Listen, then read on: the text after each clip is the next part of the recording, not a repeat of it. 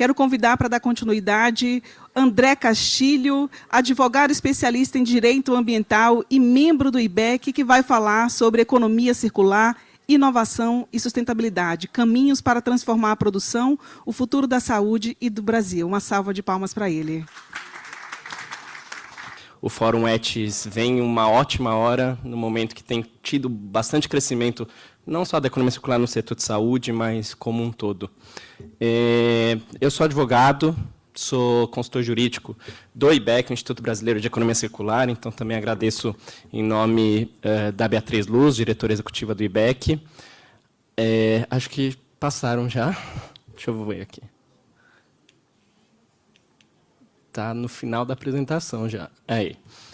Estamos aqui acelerando, né, bastante.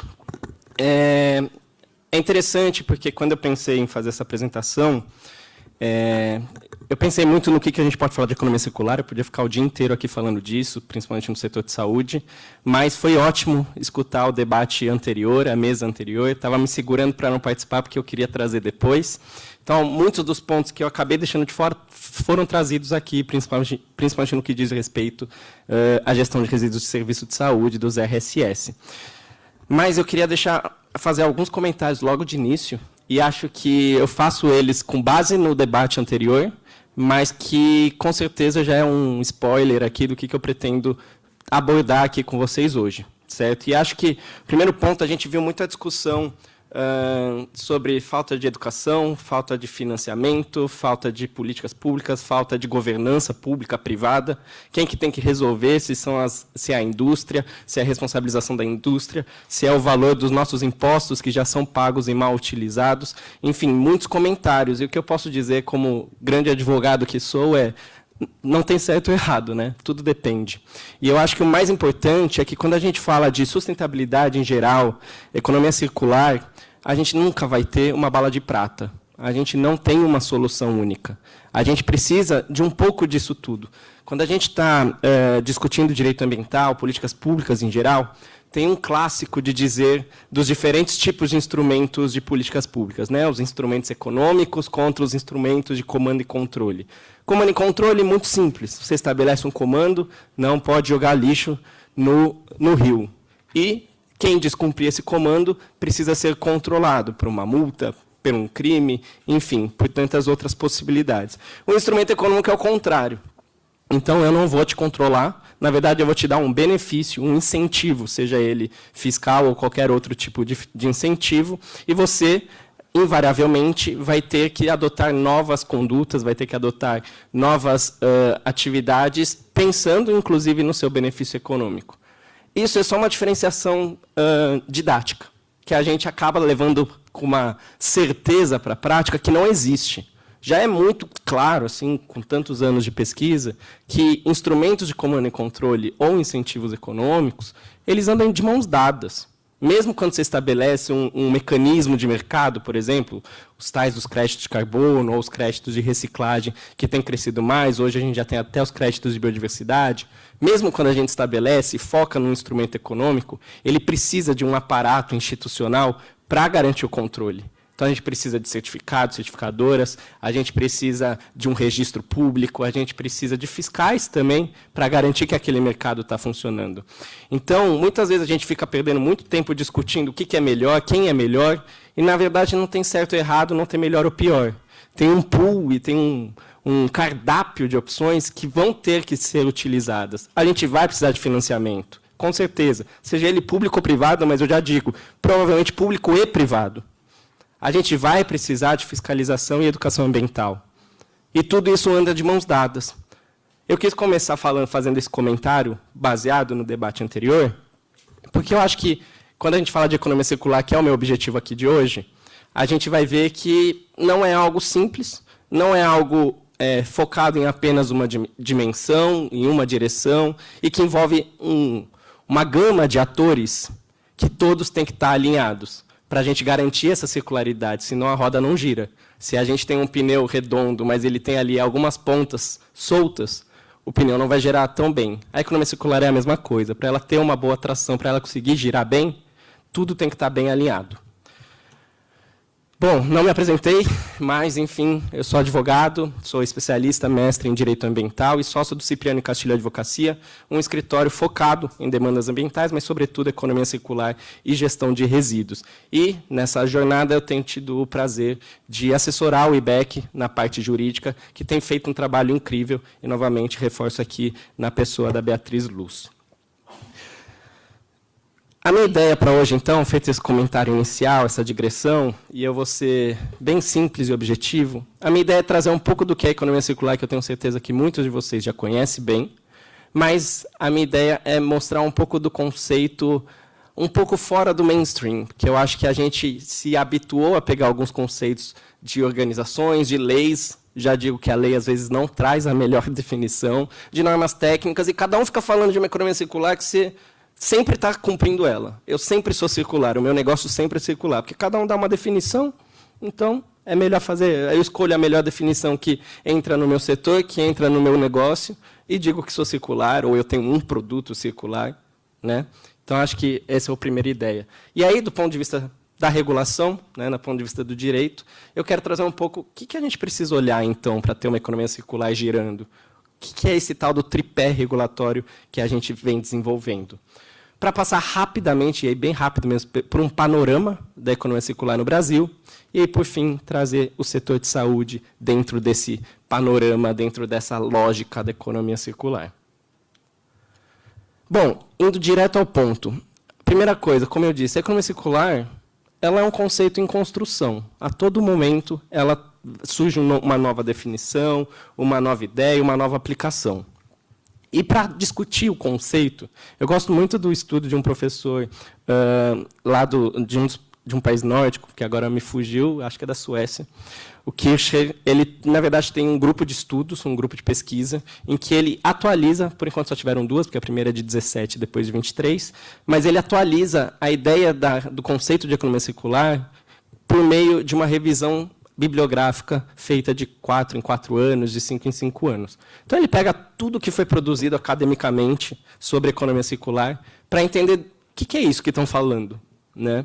E, com base nisso, ele fez uma definição, o grupo dele fez, é um grupo de muitas mãos, e a mais recente, a de 2023, ele traz essa definição que eu pus na tela, que eu não vou ler inteira aqui, mas que eu gosto de fazer algumas pontuações, que é em cima delas que eu vou trabalhar aqui hoje.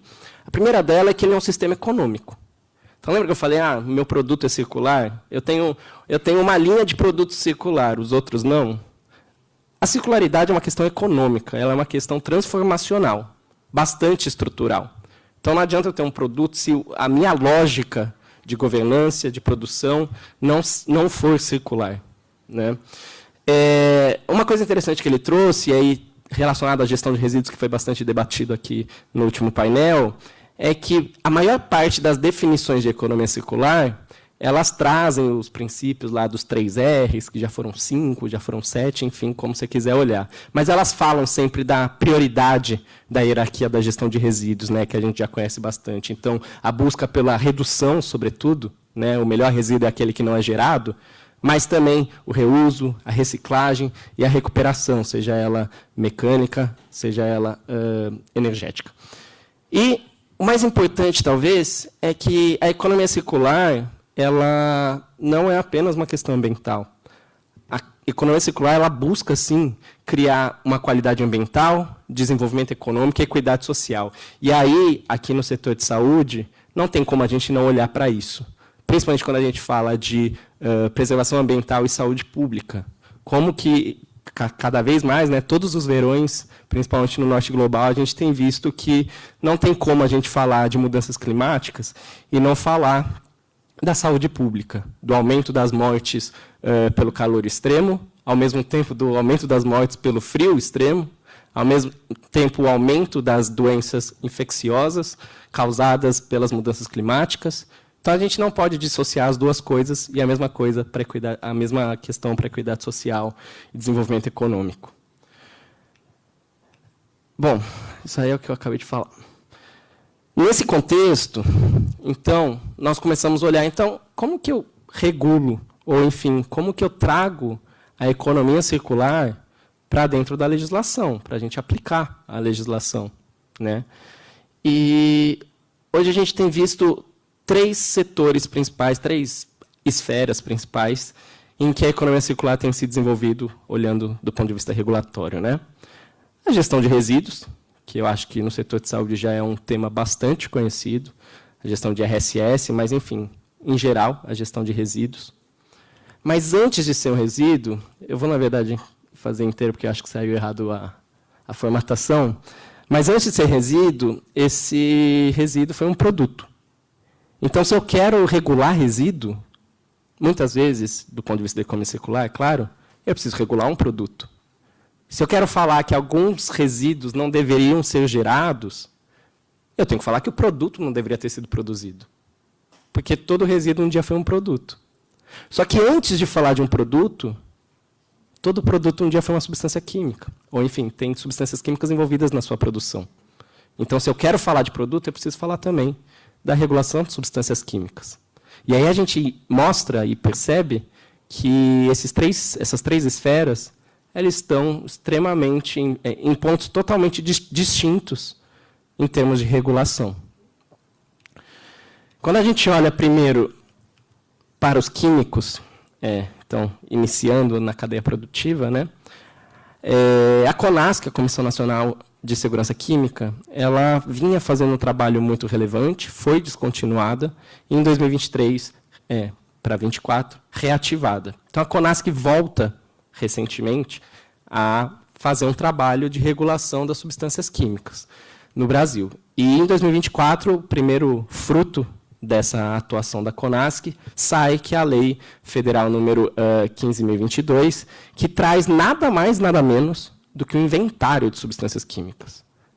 Não põe nenhuma outra obrigação, ele não está restringindo, não está falando que você não vai mais produzir, você não vai mais utilizar. Simplesmente me conte quais são essas substâncias químicas que você está utilizando. Porque nem isso eu tenho, governo. Nem esse dado eu tenho. Então, é uma lei federal que nada mais, nada menos diz preciso de dados para a gente começar a pensar na regulação de químicos no Brasil. Uma lei de 2024. Regulação de PFAS, né, dos persistentes, enfim, presentes em tantos produtos do dia a dia, né, no Teflon, em substâncias relacionadas à impermeabilidade de roupas, né, setor têxtil, também uma grande questão para a economia circular, enfim, e diversas normas internacionais. E aí eu trago 2 últimos, que são mais recentes, também muito relevantes, que são os plásticos. A gente ouviu aqui muita gente falar sobre plásticos e descartáveis, e aí a gente está falando sobre a presença de algumas certas substâncias químicas nos plásticos, muitas vezes substâncias tóxicas, que vêm sendo discutidos no âmbito internacional, que se discute aí uma regulação, um acordo internacional sobre a poluição plástica. Alguns países e algumas instituições, organizações, trazendo o tema dos químicos para dentro. Bom, a gente vai falar de gestão de plásticos, não adianta falar de resíduos plásticos apenas, que é um grande problema. Mas a gente precisa falar de como eles são produzidos, do que está na composição deles. E esse tema começa a surgir mais forte. E agora, recentemente, hoje é dia 16, eu acho que no início desse mês, saiu finalmente a resolução CONAMA sobre a ROS brasileira, né? A ROS nada mais é do que uma regulação sobre químicos na União Europeia, presentes em eletroeletrônicos. E agora o Brasil fez a sua ROS brasileira, aprovada aí por uma resolução CONAMA. Quando a gente olha para a regulação de produtos, então eu falei para vocês que o químicos a gente está engatinhando, começando a discutir químicos agora. Tá? Produtos já engatinhou um pouco quando a gente fala sobre o direito do consumidor. Então, a gente já tem normas bastante, né? A gente tem nosso Código de Defesa do Consumidor, já tem mais de 20 anos, mas a gente tem ali discussões sobre rotulagem, sobre venda de alguns produtos, né? Sobretudo produtos controlados, produtos perigosos e por aí vai, sempre da perspectiva consumerista. Sobre a perspectiva ambiental ou até da economia circular, a gente ainda está vendo isso se desenvolver. Né? Então, a gente tem um monte de produto que sofre restrições sanitárias, seja alimentos, bebidas, medicamentos, né? Com a atuação de órgãos regulatórios. A gente tem uma baixíssima produção legislativa quando a gente fala de produtos sob o aspecto ambiental. Tá? Mas recentemente, final de 2025, final de outubro de 2025, a gente finalmente tem o decreto dos plásticos, né, o decreto 12688 de 2025, que, para além da gestão de resíduos, ele é objetivamente uma legislação sobre resíduos plásticos, de embalagens plásticas, mas ele expande um pouco e começa a falar dos produtos plásticos equiparáveis, que nada mais, nada menos são produtos ali. O objetivo da lei, do decreto, era pegar os descartáveis, copos, talheres, bebidas, canudos, né? Mas acaba pegando muito mais gente, porque ele não fala só de resíduos urbanos, ele fala de resíduos plásticos em geral. Tá? E a ROS brasileira, que eu já comentei para vocês, que nada mais falei quando era químicos, mas ela é também uma regulação de produtos, estabelecendo parâmetros e limites de algumas substâncias químicas em produtos eletroeletrônicos. Quando é gestão de resíduos, então, para fechar o nosso tripé, a gente já está muito mais adiantado. Acho que eu estou numa audiência aqui que conhece muito do tema e que sabe que gestão de resíduos, a gente tem cada vez mais normas focadas no tema, inclusive no setor de saúde.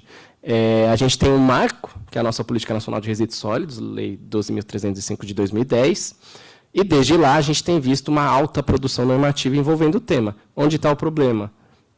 Diversos foram apontados no último painel, sobretudo na efetividade, na implementação das normas e fiscalização, claro. Mas a gente sempre traz uma discussão de, tá bom, a gente vai falar de economia circular, e foi por isso que eu não quis focar em resíduos, mas se a gente vai falar de economia circular, a gente vai falar só de resíduos? Eu já adiantei que não, a gente tem esse tripé regulatório. Mas qual é o papel da gestão de resíduos, então, numa economia circular? E aí a gente discute um direito da eliminação, então olhar para a disposição final dos resíduos.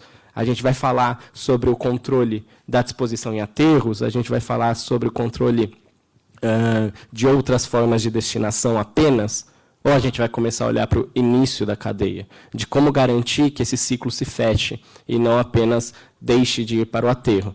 Né? Então, a gente começa a ter normas relacionadas à gestão integrada de resíduos. E, talvez, o principal, mais recente, pelo menos, exemplo disso é esse decreto do plástico, porque ele vai falar não apenas da gestão do resíduo plástico, mas também de conteúdo reciclado obrigatório. Então, toda embalagem agora que você coloca no mercado a partir de 2026, ela precisa ter ali, para esse ano, uma meta de 22% de conteúdo reciclado. Começa a ser uma imposição da norma. Já não é mais só uma discussão de benefícios econômicos. É uma obrigação.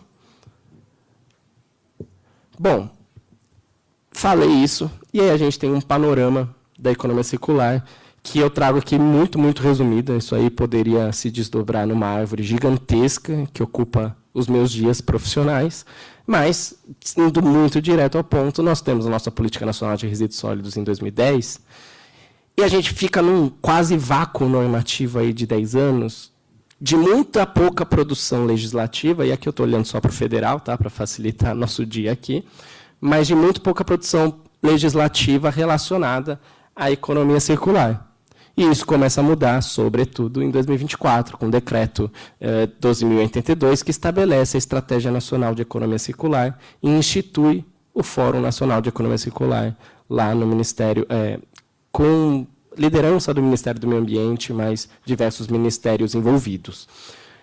A nossa MDC, né, a Contribuição Nacional Determinada, aquelas metas autoimpostas pelos países no âmbito do Acordo de Paris, pela primeira vez começa a trazer economia circular no seu texto. Começa a falar, olha, eu vou cumprir minhas metas de redução de emissões, e uma das formas que eu vou cumprir isso é por meio da minha Estratégia Nacional de Economia Circular e redução de emissões em toda a cadeia do ciclo de vida do produto. Em 2025, o Fórum Nacional de Economia Circular, instituído lá pela Estratégia Nacional, cria o Plano Nacional de Economia Circular, que traz ali mais de 70 objetivos, diretrizes, metas, de como a gente vai tirar do papel aqueles objetivos estabelecidos na estratégia, estabelecidos no decreto. E aí a gente tem ainda uma estratégia nacional do oceano sem plástico, que também vai trazer algumas questões de economia circular, e o nosso decreto do plástico agora no final de 2025, que eu já comentei. Passando muito rápido por isso. Eu trouxe aqui só para constar uma outra definição de economia circular, que é a que consta na estratégia nacional. Mas ela não está tão longe daquela que eu trouxe para vocês no início. Então, de novo, um sistema econômico A gente não está falando de um produto, de uma atividade, de uma estratégia de marketing, a gente está falando de uma estrutura transformacional da economia, tá? E isso envolve diferentes atores, públicos, privados, academia, envolve diferentes ministérios. Não adianta a economia circular ficar no Ministério do Meio Ambiente. E é por isso que, hoje, no governo federal, a economia circular está, no mínimo, em 3 ministérios. Ministério do Meio Ambiente, Ministério do Desenvolvimento, Indústria e Comércio, e no Ministério da Fazenda, atuando, às vezes, de uma forma um pouco mais síncrona, às vezes não tão bem comunicado entre eles, mas tem os 3 atuados. E aí eu pergunto, cadê o Ministério da Saúde com a Anvisa? Né? Já que a gente está no setor de saúde. Eles estão lá, só não estão tão atuantes quanto esses outros. E aí eu trago um estudo do IBEC, de 2025, se eu não me engano, que é o Brazil State of Circularity, né? Que nada mais é do que um grande panorama, não apenas da legislação, não apenas regulatório, mas de onde o Brasil está quando o assunto é circularidade. Tá?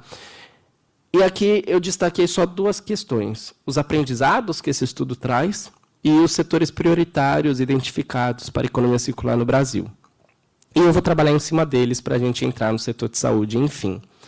Nos aprendizados, e aí foi por isso que eu comecei com a definição da economia circular, eles estão muito relacionados a essa definição. Por quê? Primeiro, ele vai trazer que a gente precisa ter uma visão comum entre lideranças, a gente precisa promover capacitação de todos os envolvidos no assunto, e uma cultura organizacional. Quando eu falo cultura organizacional, estou falando de empresas, mas estou falando também de governos, sistemas, enfim. Em segundo lugar, a gente precisa de uma ação coletiva, e um uso estratégico de dados. Então, é um pouco da lógica sistêmica, é um pouco da lógica transformacional. Se eu não tiver a economia como um todo, um setor como um todo, atuando em direção à economia circular, eu não consigo atingi-la. E uma redefinição de papéis e responsabilidades. A gente vai ter novos empregos, a gente vai ter novas funções nas diferentes atuações profissionais. A gente escutou isso um pouco no painel anterior. A gente vai ter novos negócios, novas empresas, novos ministérios, novas estruturas de governança. Todas elas precisam atuar de alguma forma para a gente ter essa transformação sistêmica. E quando a gente fala de setores prioritários, a gente tem a mineração como um todo, né? Metais, minerais. A gente tem os plásticos, que foram bastante discutidos aqui, os têxteis, eletroeletrônicos e energia. Eu acho que, de uma forma ou de outra, todos muito presentes no setor de saúde. 3 principais gargalos identificados por esse estudo, né? O primeiro é o do letramento. E aí, por isso que eu estava falando aqui, né? Eu escutei muitos colegas aqui conversando sobre a necessidade de educação ambiental, as diferenças Brasil e Europa, mas o fato é que a gente precisa de um letramento também sobre circularidade. A gente precisa ter esse letramento não apenas na educação básica, não apenas para as crianças e adolescentes. A gente precisa de um letramento para quem hoje, a gente tem metas para 2030, 2040, 2050. Quem vai assinar um acordo, quem vai definir uma política pública, quem vai conceder um crédito financeiro, não são as crianças que estão lá na educação infantil, coitadas. Deixa elas brincarem um pouco também. São os nossos líderes de empresas, nossos políticos, somos nós, né? Então, o letramento ele é geral e é urgente. Estratégia, então a gente precisa de novas habilidades, competências, indicadores. Né? A gente precisa conseguir monitorar também esses indicadores de circularidade e fazer com que eles integrem também resultados financeiros, resultados de relatórios de sustentabilidade, enfim. E o mercado? A gente precisa de novas empresas, novas lógicas de mercado, novos contratos. Né? E isso também no público e no privado. A gente precisa de contratos de concessão, contratos de parcerias público-privadas, que não tenham critérios e indicadores meramente financeiros, que o menor preço ganha. Porque o menor preço talvez seja o menor preço daquele contrato, mas o menor preço para a população, para a sociedade, para o meio ambiente, será que está sendo levado em consideração? Porque são contratos de concessão totalmente objetivos que talvez um chat GPT bem treinado faça. e que precisa elaborar muito mais do que isso. E aí a gente entra no setor de saúde, então, para a gente encaminhar para o final. O estado da arte, né? Eu não preciso aqui ficar ensinando para ninguém, acho que todo mundo tem bastante conhecimento, mas é em cima deles que eu quero fazer os questionamentos. Em primeiro lugar, o setor de saúde é um setor que envolve uma ampla gama de produtos, né? Inclusive aqueles estratégicos que eu comentei anteriormente. Então, a gente pode falar de medicamentos, de dispositivos médicos, de equipamentos eletroeletrônicos, diversos produtos que têm regulações sanitárias, de esterilização, por exemplo, produtos descartáveis, comentamos aqui da pandemia, mas hospitais, grandes hospitais, a pandemia era fichinha perto do que se gasta de descartáveis diariamente em grandes estruturas. Plásticos, têxteis, né, grandes hospitais são, na verdade, grandes infraestruturas de hotelaria. Quanto que a gente gasta de têxtil com avental, com instrumentação, com os próprios leitos hospitalares, enfim, e um altíssimo consumo de energia em hospitais, né? Então, a gente tem que levar em consideração tudo isso. Por outro lado, o setor de saúde é provavelmente um dos setores que mais investe em pesquisa e desenvolvimento, em P&D, em própria inovação. Quantas startups, né, as health techs e tantos outros nomes que já se deram, a gente não tem para o setor de saúde. E aí eu te pergunto, quantas dessas inovações, desses investimentos em pesquisa, estão levando critérios de circularidade também em consideração? Posso dizer que são muitas, não é pouco não. Mas será que isso não daria para aumentar esse nível de preocupação? Envolve também a questão do letramento que eu comentei. São essas pessoas que também têm que ter isso em mente. É um setor habituado a lidar com riscos diários, riscos biológicos, químicos, radioativos e por aí vai. Isso leva para dois lugares. Primeiro, um lugar de muito conservadorismo em relação a questões ambientais, no sentido de que não, é muito perigoso. Não dá para a gente pensar numa reciclagem, por exemplo, de uma bolsa de NaCl, né, de cloreto de sódio, que não tem periculosidade nenhuma a priori, porque pode ser que tenha, então a gente não pode nem começar a pensar nisso.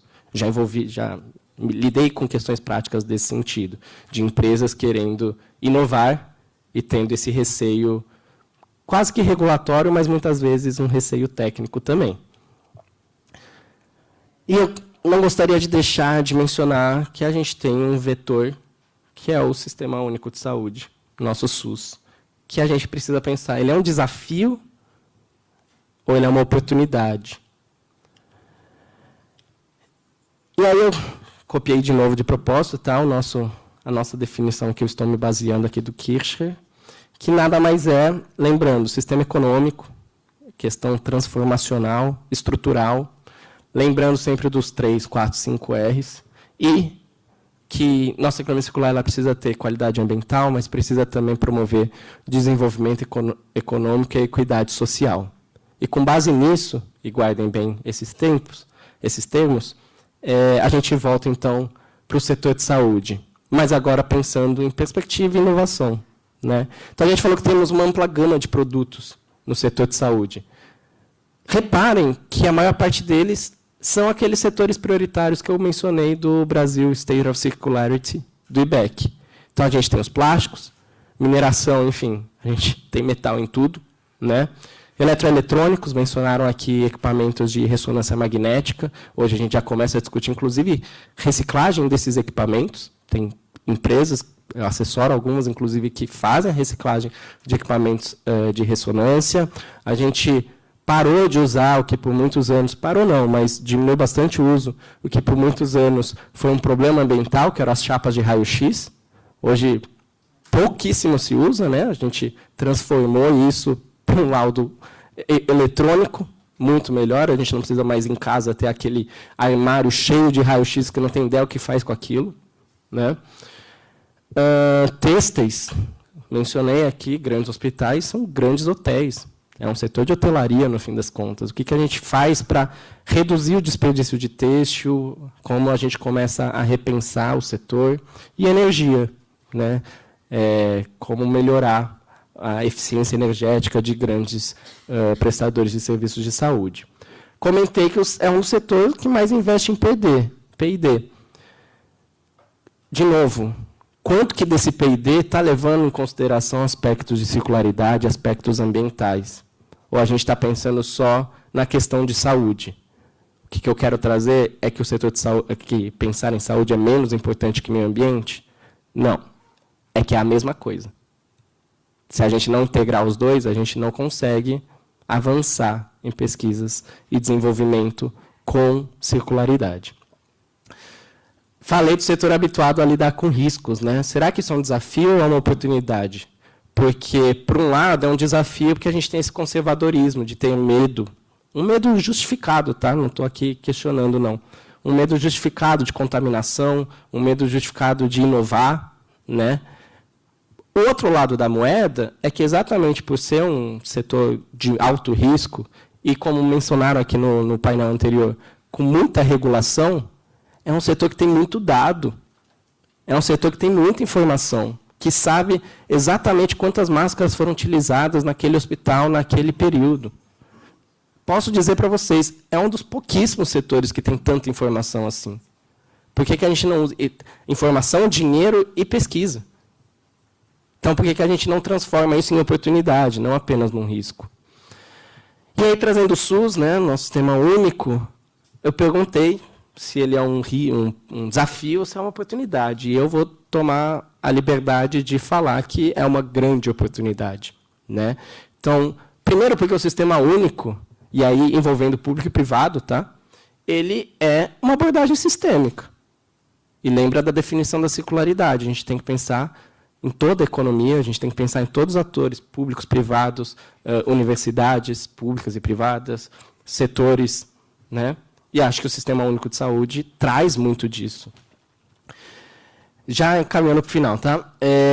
Além disso, o SUS ele traz uma aliança de diferentes pessoas, diferentes atores. A gente tem indústria, a gente tem hospitais públicos e privados, a gente tem os profissionais de saúde, a gente tem uma logística do SUS que não existe em outro lugar do mundo. Então, a gente pode usar essa logística também a favor da circularidade. A gente tem uma questão de redefinição de papéis e responsabilidades que eu queria trazer aqui, muito importante. Mencionaram, no último painel, sobre o papel dos profissionais de saúde, enfermeiros, enfermeiras, médicos e médicas, enfim, na educação do paciente, né? Ele tem ali um papel muito importante de contato direto com o paciente. E aí, nas canetas injetoras de insulina, né, nas agulhas para os diabéticos, por exemplo, esse papel sempre foi muito bem feito. Isso é uma oportunidade. É capacitar os nossos profissionais de saúde para não serem apenas profissionais de saúde, mas também educadores ambientais, quando ele fala, não descarte essa agulha no lixo comum. Porque vai ter um profissional depois que vai retirar o seu lixo e vai sofrer um acidente de trabalho, né? Vai se contaminar. Então, esses papéis são novos empregos também, novas capacidades. E isso a gente precisa de muita educação e muita capacitação. E só para finalizar, foi o que eu disse, meio ambiente e saúde pública, eles andam de mãos dadas, né? E isso é também desenvolvimento socioeconômico. Garantir esse acesso à saúde é também garantir acesso a um meio ambiente ecologicamente equilibrado. E a gente tem que sempre olhar para isso de mãos dadas. Então, a economia circular junto com um sistema de saúde eficiente, seja no público ou no privado. Finalizando, que já deu meu tempo também,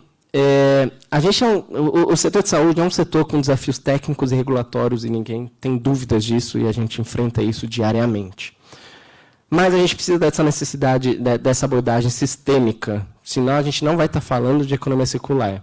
E a gente precisa da participação ativa de diferentes atores. Tá?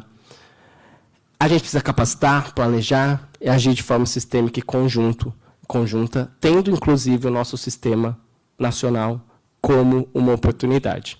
De novo, finalizando, como eu iniciei minha fala, não existe bala de prata, a gente não resolve o problema com uma única solução. A gente tem um cardápio de políticas, de investimentos, de atores que precisam ser explorados ao máximo para a gente conseguir essa mudança, essa transformação sistêmica e com a participação da maior parte das pessoas. Tá certo? Fico à disposição, estou ansioso aí para escutar as próximas contribuições e muito obrigado. Uma salva.